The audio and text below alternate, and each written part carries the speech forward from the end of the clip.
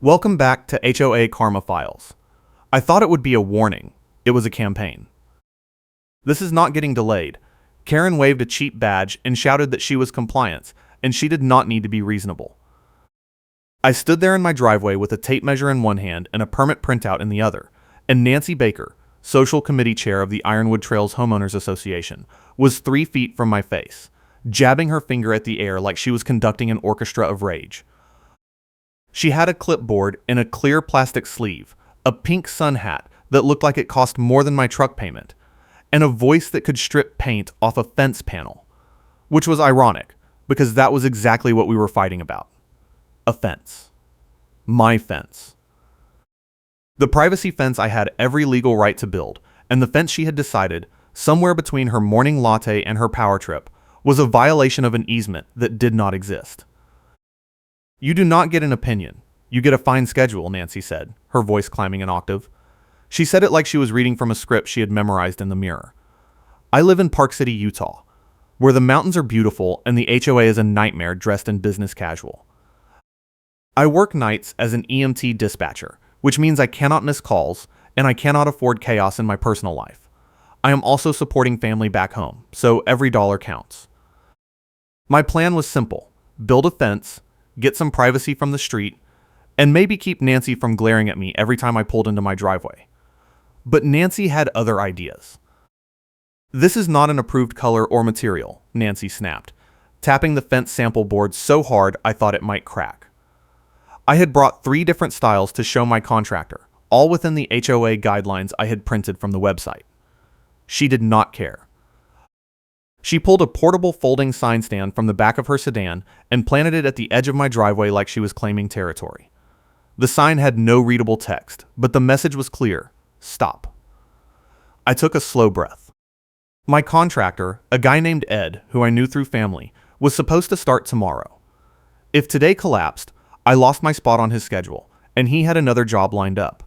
I could not afford the delay. Nancy, I said, keeping my voice level. I filed the application 2 months ago. I got approval. I have the permit. She waved her clipboard like it was a shield. That was before we discovered the easement issue, she said. I blinked. What easement issue? The plat map shows no easement on my property line. She smiled, and it was the kind of smile that told me she had been waiting for this moment. We have a recorded interpretation that supersedes the plat, she said. You will need to submit a new application with a revised boundary survey, and until that is approved, any work is a violation. Oh, and the application fee is non-refundable. She turned and walked back to her car, leaving the folding sign stand in my driveway like a trophy. I stood there for a minute, processing. Then I called Ed. Hey, I said. We might have a problem. He sighed. HOA? Yeah. He told me he had seen this before in Park City. The Ironwood Trails Association was notorious for moving goalposts. They would approve something, then reinterpret a rule halfway through the project, reset the cure deadline, and stack fines until you gave up or went broke. It was not illegal, exactly, but it was cruel, and Nancy was the queen of it. She ran the social committee, which in theory meant planning block parties, but in practice meant she controlled the neighborhood narrative. If she posted something in the group chat, people believed it. If she framed you as the problem, you were the problem. I opened my tab binder, the one I kept for exactly this kind of situation, and started pulling documents. I had the original HOA approval letter. I had the city permit. I had the plat map I had printed from the county website, showing no easement on my lot. I folded the plat map and tucked it in my hoodie pocket. Then I texted my ally, a local attorney named Marcus, who I knew through family. He worked in property law and had warned me about the HOA when I first moved in. I sent him a quick summary. Nancy is claiming an easement that does not exist, threatening fines, blocking my contractor. He replied fast. Do not start work yet. Let me look at the recorded plat. If she is lying, we can file a state procedure complaint. That will force the HOA to respond on the record. I kept my plan quiet, because the HOA depends on controlling the narrative. If Nancy knew I was building a case, she would escalate faster. So I played along. I sent an email to the HOA management company, asking for a copy of the recorded easement interpretation Nancy mentioned. I kept the tone polite, almost deferential. I just want to make sure I understand the boundary requirements before I proceed. 2 days passed. No reply. I followed up. Still nothing. Meanwhile, Nancy was busy. She posted in the neighborhood group chat cropped screenshots of my fence sample board with a caption about unapproved materials. The crop made it look like I was ignoring the guidelines entirely. People I barely knew started commenting. Why do some people think the rules do not apply to them? One guy said he hoped the board would take action. Another said enforcement should be automatic. I did not respond in the chat. I saved the screenshots. Marcus told me that if the HOA was misrepresenting an ordinance in writing, we could use it later. So I waited. On day 5, I got a letter. It was hand-delivered, left in my mailbox by Nancy herself. I watched from the window as she pulled up in her sedan, walked to my mailbox, dropped the envelope, and drove off. I opened it. It was a notice of violation.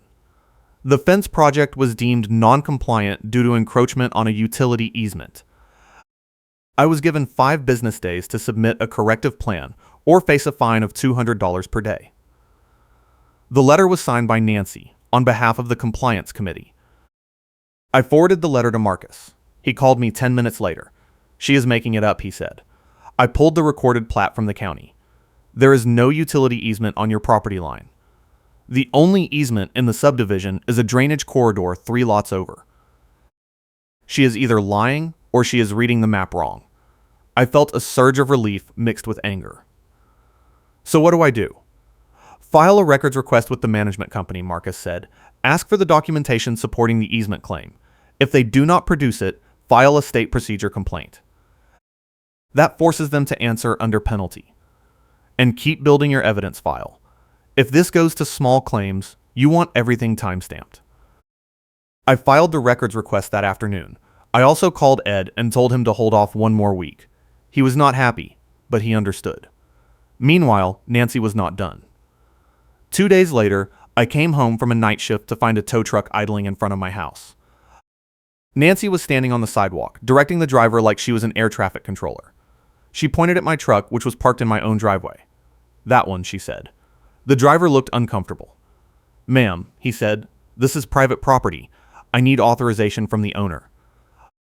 Nancy waved her clipboard. I have authorization from the HOA. This vehicle is in violation of parking regulations. I walked over, still in my work uniform. What are you doing? Nancy turned, and her smile was sharp. We can tow first and explain later, she said. That is how enforcement works. The driver looked at me.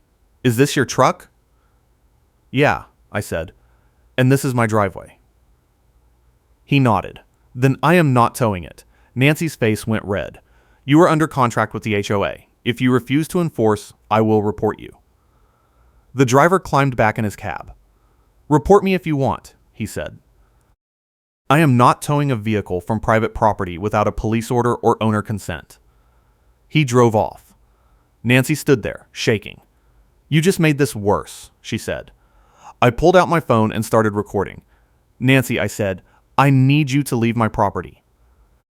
She stared at the camera, then turned and walked to her car, pulling the folding sign stand with her.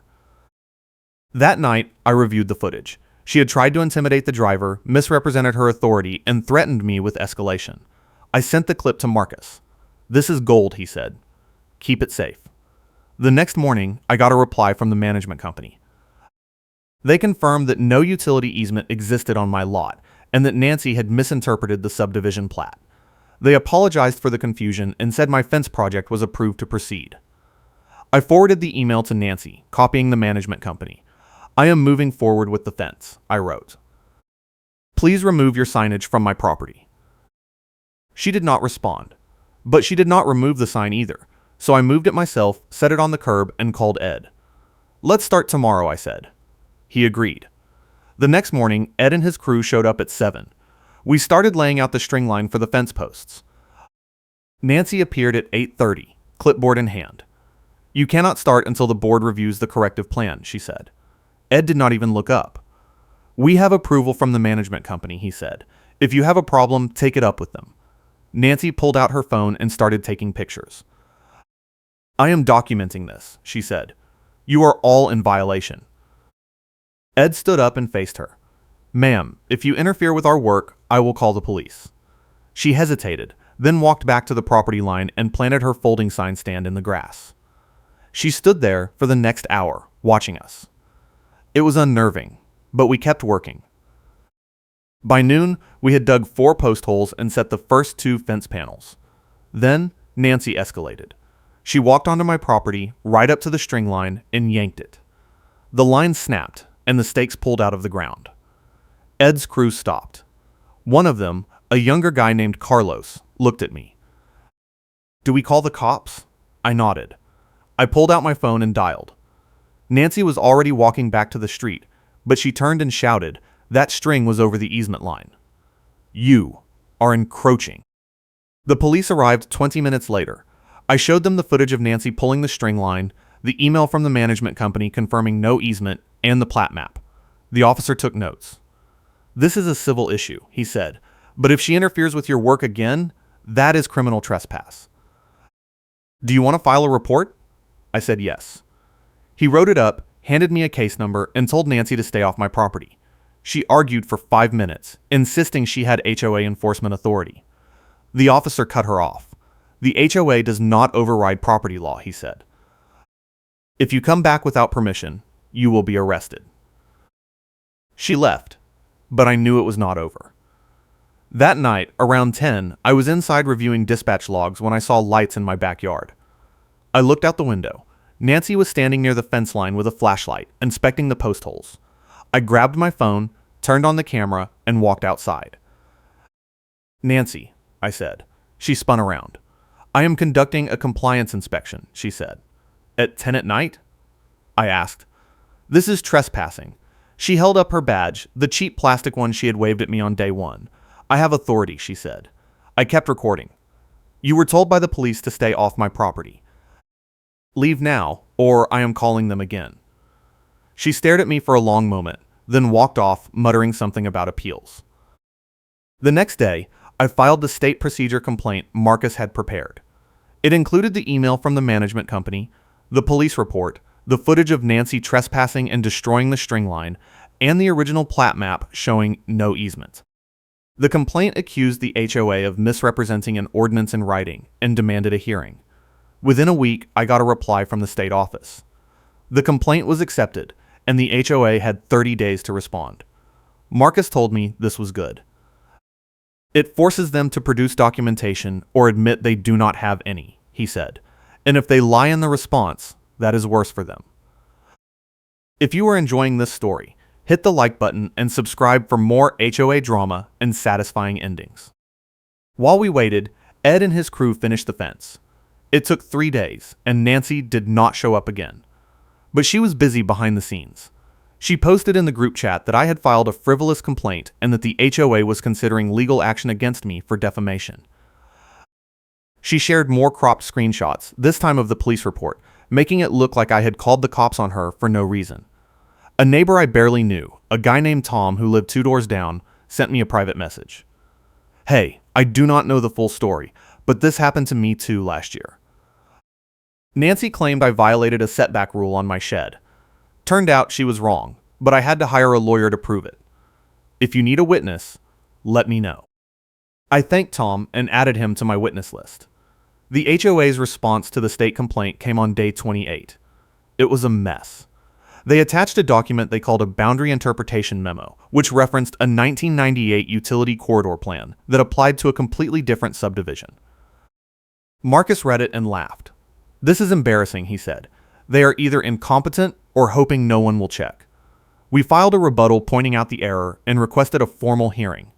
The state scheduled it for 3 weeks out to be held at the management company lobby. Nancy did not take the news well. She sent me a certified letter, resetting the cure deadline for the fence violation and adding a new claim. The fence height exceeded HOA limits. I measured the fence. It was exactly 6 feet, which was the maximum allowed. I took photos with a tape measure in the frame and forwarded them to Marcus. She is grasping, he said. Let her dig the hole deeper. The day before the hearing, Nancy made one last move. She tried to place the folding sign stand in my driveway again, this time with a printed sheet claiming the property was under HOA review. I moved the sign to the curb and set up my doorbell camera to record the area. That night, the camera caught Nancy returning to move the sign back into my driveway. I saved the clip. The hearing was at 10 in the morning. I arrived early with Marcus, Tom, and my full binder of evidence. The management company lobby was small, just a front desk and a conference room.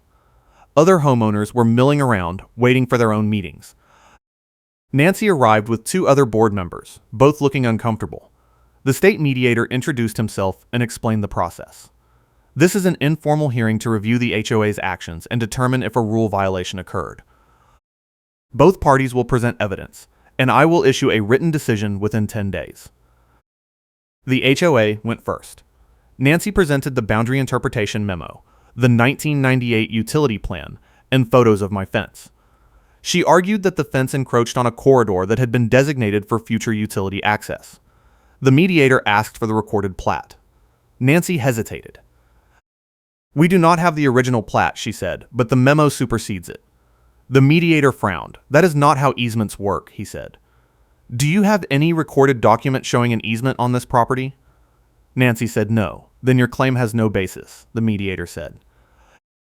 Marcus went next. He presented the recorded plat map, showing no easement on my lot. He showed the email from the management company confirming the same. He played the footage of Nancy trespassing, pulling the string line, and placing the sign stand on my property repeatedly. He introduced Tom, who testified that Nancy had used the same tactics on him. Finally, Marcus played the doorbell camera clip showing Nancy moving the sign onto my driveway after I had removed it. The mediator took notes. "Ms. Baker," he said, "do you have a response?" Nancy stood up, her face red. "This is a coordinated attack," she said. He filed a complaint to retaliate against legitimate enforcement. The mediator cut her off. "Ms. Baker, the evidence shows that you misrepresented an easement, trespassed on private property, destroyed construction materials, and harassed a homeowner with repeated unfounded notices. Do you dispute any of those facts?" Nancy opened her mouth, then closed it. The mediator continued. "I am issuing a preliminary finding that the HOA violated state procedural rules by misrepresenting a recorded ordinance and failing to follow due process. I recommend the association reimburse the homeowner for legal fees, remove all fines related to this matter, and issue a written apology." He looked at Nancy. "I also recommend the board review your role in this matter." Nancy tried to argue, but the other board members stopped her. One of them, an older guy named Frank, stood up. "We apologize for the confusion," he said. "We will comply with the mediator's recommendations." The mediator nodded. "I will issue the formal decision by the end of the week. This hearing is closed." Nancy walked out without looking at me. Tom clapped me on the shoulder. "You did it, man," he said. Marcus smiled. "This is going to cost them," he said, "and it is going to make it harder for them to pull this on someone else." The formal decision came 4 days later. The HOA was ordered to pay my legal fees, remove all fines and notices related to the fence, and issue a written apology on the record. They were also required to hire a neutral surveyor for any future boundary disputes, and prohibited from allowing Nancy to interpret property measurements. The apology was delivered at the next board meeting, which I attended. Nancy read it in a monotone voice, her face tight. "On behalf of the Ironwood Trails Homeowners Association, I apologize for the errors in enforcement related to the fence project at Lot 42. The association has implemented new procedures to ensure accuracy going forward." The room was silent. Then Frank stood up. "We also want to announce that Nancy Baker has stepped down from the compliance committee," he said. "She will remain on the social committee in an advisory role." Nancy did not look at anyone. She gathered her clipboard and left. After the meeting, 3 other homeowners came up to me. One said Nancy had threatened her with a lien over a mailbox dispute. Another said she had been fined for parking violations that did not exist.